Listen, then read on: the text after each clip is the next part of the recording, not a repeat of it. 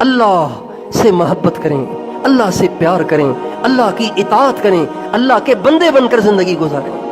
اس میں جو مزہ ہے، اس میں جو لذت ہے، اس میں جو سکون ہے، اس میں جو راحت ہے، دنیا کی کسی چیز میں نہیں ہے۔ اصل میں ہم نے 100% اللہ کی ماننے کا مزہ چکھا ہی نہیں ہے۔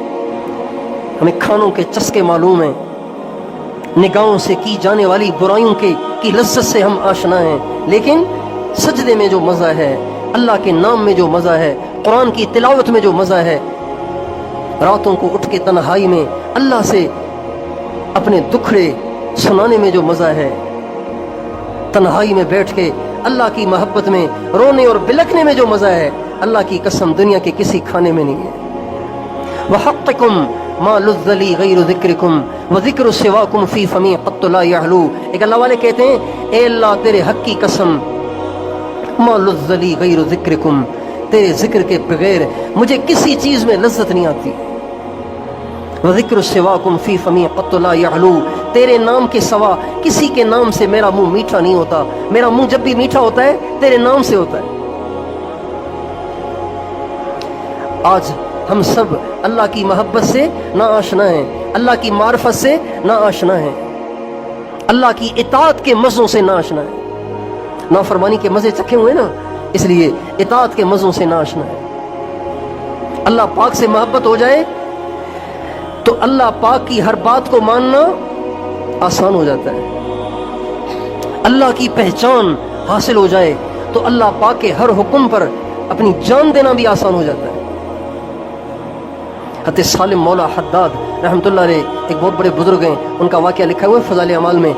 جب اذان کی آواز سنتے تو کھڑے ہو جاتے، وجد میں آ جاتے اور کھڑے ہو کے اشعار پڑھتے، اذا ما دعا داعیکم قمت مسرعا، اے اللہ جب تیرا مؤذن آواز دیتا ہے نا، میں پھر تاخیر نہیں کرتا ہوں، اسی وقت کھڑا ہو جاتا ہوں۔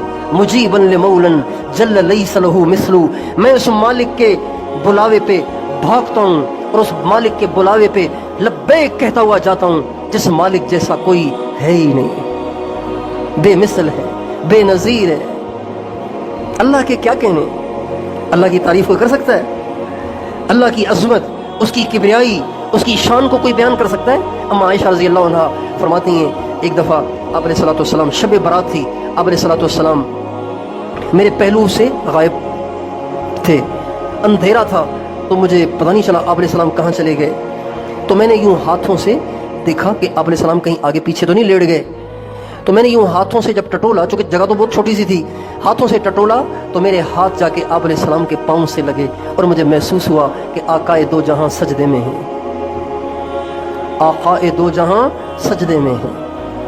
اور دھیمی دھیمی سی آواز بھی مجھے اب محسوس ہونے لگی۔ اما عائشہ کہتی ہیں، میں نے اپنا کان جو لگایا تو رسالت مآب سجدے میں کہہ رہے ہیں، اللہم لا احصی ثناء علیک انت کما اثنیت علی نفسک، اے اللہ مجھ میں کہاں اس کی ہمت ہے کہ تیری تعریف کر سکوں، بس میں اتنا کہتا ہوں کہ جیسا اپنے آپ کو آپ نے بتایا آپ ویسے ہی ہیں۔